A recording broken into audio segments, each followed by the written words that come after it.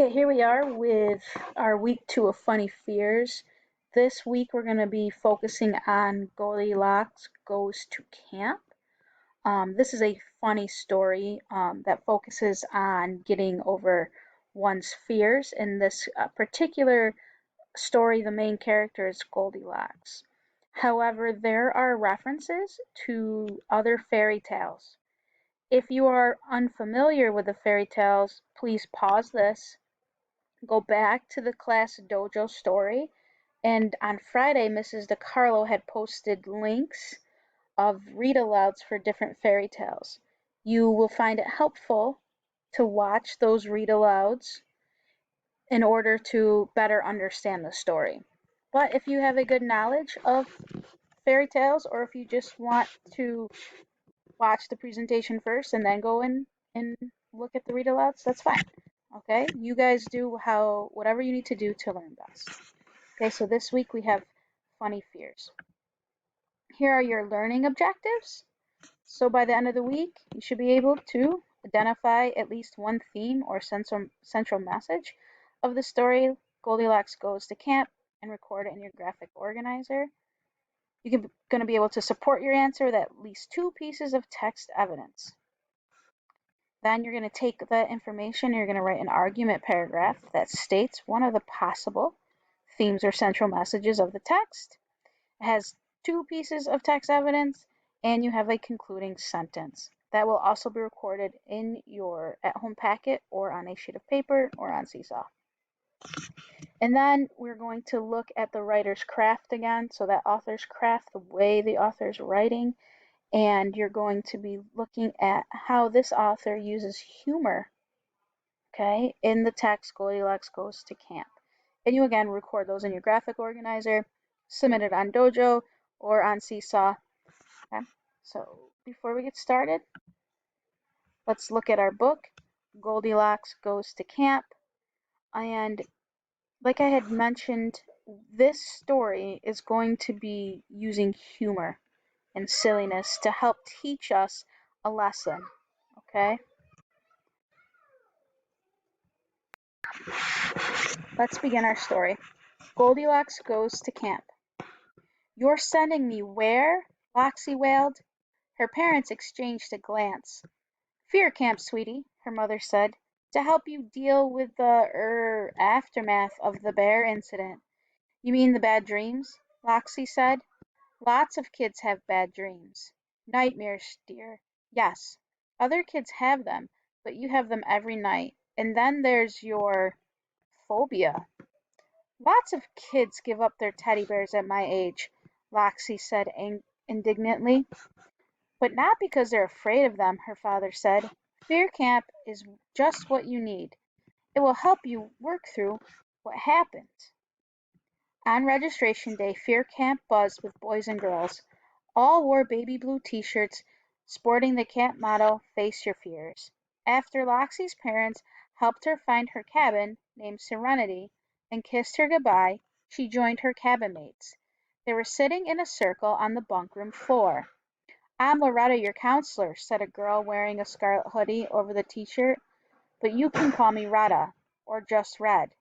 She explained a few rules and then set her clipboard aside. "Now to get to know each other. Let's share something we're afraid of. I'll start. I'm afraid of wolves and visiting my grandmother." "What's scary about your grandmother?" asked one of the campers. "Is she a witch?" "That's a story for another day," Red said. "Who's next?" One by one they went around the circle. One camper was afraid of a giant gingerbread boys, another of being lost in the forest, and another of amphibians. She'd once been turned into a frog by a mean-spirited fairy. When it was Loxie's turn, she said, "I'm Goldilocks. Call me Loxie. I'm afraid of bears." So I want to just quickly pause here. In this section right here, I'm sorry, down in here, this section, you can see that we have different stories that are being referenced. We have the Princess Frog, Hansel and Gretel, the Gingerbread Man. Okay, so there's all different fairy tale characters that are here at this fear camp. way to help face their fears. Thanks for sharing, Loxie, Red said. Admitting your fear is the first step toward overcoming it. What's the second step? Asked the girl next to Loxie. She was afraid of spinning wheels. Red smiled. You'll find out tomorrow. For the rest of today, we're going to learn some relaxation exercises. Follow me to the yoga studio. Fear camp was hard work. Each day the campers rose early for physical training. A healthy mind requires a healthy body, Red often said. And if you ever meet a big bad wolf in the forest, being able to run a 5-minute mile can't hurt either. After training came breakfast, then journaling. They were expected to write about their feelings, although Loxie usually spent her time doodling. And after that came fear facing. Each day it met in a different place. The kitchen, where they made miniature gingerbread boys. They don't sing and they can't run. You can even bite their heads off if you like. The forest, where they learned basic orienteering skills. Use a compass to find your way. There's no need to depend on breadcrumbs. At the pond, where they caught and released frogs. Go ahead, kiss it. Most frogs aren't enchanted. Foxy had little trouble with these activities, but on the day she was scheduled to face her own fear, she could hardly eat.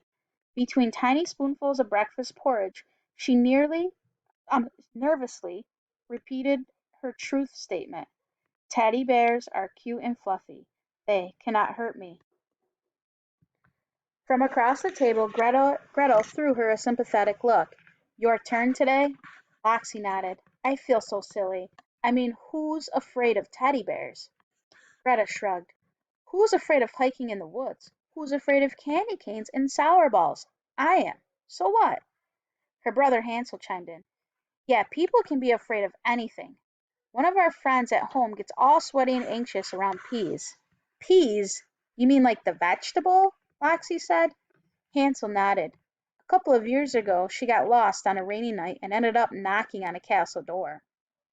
The people who lived there had this crazy idea that she might be a princess. They made her sleep on a mattress filled with dried peas, and in the morning they wanted her to marry their son. You're kidding, Loxie said, forgetting all about bears for a moment. Nope, it literally freaked her out. Now, if she even sees a picture of a pea, she can't sleep for a week. Clipboard in hand, Red walked up to the table. Fear facing starts in 5 minutes, everybody. We're meeting in the bunk room. As they cleared their dishes, Greta smiled at Loxie. Everyone's got fears. The point is, you're here doing something about it.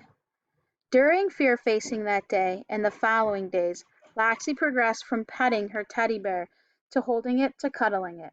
One night she took it to bed and then didn't have a bad dream at night. I'm cured, she told Red the next morning. Well, not quite. You still have a few more tasks to complete before you graduate from Fear Camp. What are they? Do I have to go bungee jumping or something like that? Red looked intrigued. Are you afraid of bungee jumping? Up until now, I've been more afraid of bears, but not anymore. You're not afraid of teddy bears anymore, Red corrected. That's great. But your real fear is bears, live ones. We still have to work on that. Loxie thought back to that dreadful day. She'd become separated from her Forest Explorers troop while hiking. For hours she tramped through thickets and splashed across streams until she felt like collapsing. And then the little house appeared. She knocked, but no one was home. Desperate for a drink of water, she went inside, and the porridge and fire-warmed chairs and comfy bed were too much to resist. But then she'd awoken to that face, that funny face with its glistening snout and tiny sharp teeth, only inches from her own. She screamed and screamed. Loxie, what? What? Sorry, Red said gently. You were having a flashback. Loxie sighed. I guess I do still have some work to do. 2 weeks later at twilight, Red gathered everyone around the fire pit for a sing-along. I'm proud of you, she said. Tomorrow, you'll graduate from Fear Camp. She cleared her throat. If you pass your final test. What do we have to do? Hansel asked. Red stood. Follow me into the forest. The campers stared at her, mouths open. Now Loxy cried. But it's dark, and wild animals live in there. Remember our motto, Red said. This is the last step toward facing your fear. Single file the campers followed her down a path that wound around gnarled oak and shadowy pine trees. An owl hooted, while further away a wolf howled. Red shivered. "That's right, you're afraid of wolves, aren't you?" Loxy asked. "I was. Well, I still am a little," Red said. She had never told the campers her fear story, but Loxy was too scared at the moment to ask. They tramped on. The moon made creepy shadows on the path, and the wind moaned through the treetops. "How much longer?" a camper asked in a hushed voice. "Almost there," Red said. "Do you think we'll have to find our way back alone?" Gretel whispered to Loxy. "Maybe," Loxy answered. "That would be scary, but not nearly as scary as facing a bear." She had a feeling that's what she was going to have to do. Clouds hid the moon. Loxy could hardly see Red's outline in front of her. Finally the counselor stopped. "We wait here," she said. "For what?" "You'll see." The campers huddled, shivering in the night breeze. Suddenly Loxy heard a twig snap. What was that?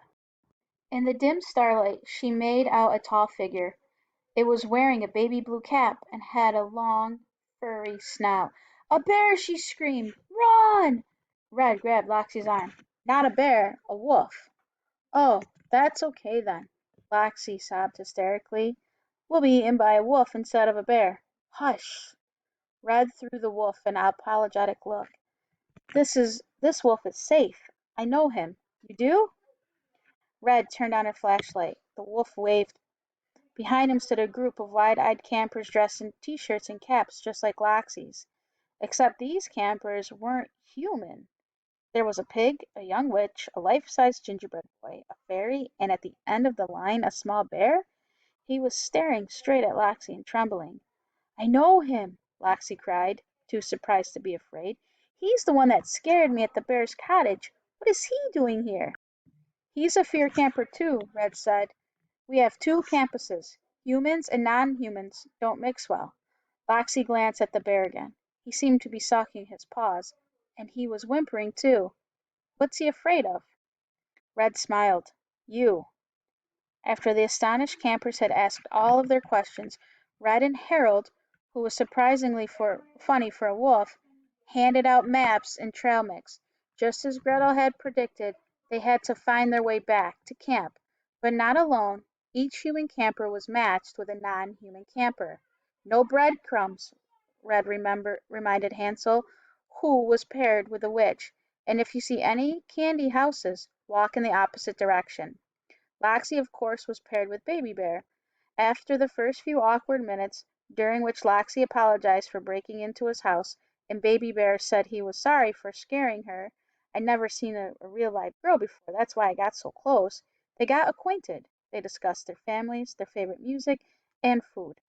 Both loved porridge and both preferred it at medium temperature, with a lot of brown sugar and a touch of cream. When they arrived back at camp the sun was rising. Red presented each camper with their certificate of achievement, and then everyone headed to the mess hall for a huge breakfast. Bacon wasn't served, of course, out of respect for the pig. Afterwards Loxy invited Baby Bear to see her cabin. They were headed out to the mess hall when Red stopped them. "Be back here in 15 minutes, you two," she said.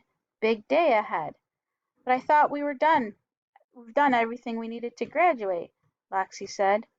"You have," Red said, with a wicked glint in her eye. "Now it's time to celebrate. We're going bungee jumping." So that, boys and girls, is our story. Goldilocks goes to camp. The next video will be of me working with you guys to complete the chart to determine, okay, two big ideas, central messages, and themes. And we'll write that in the chart.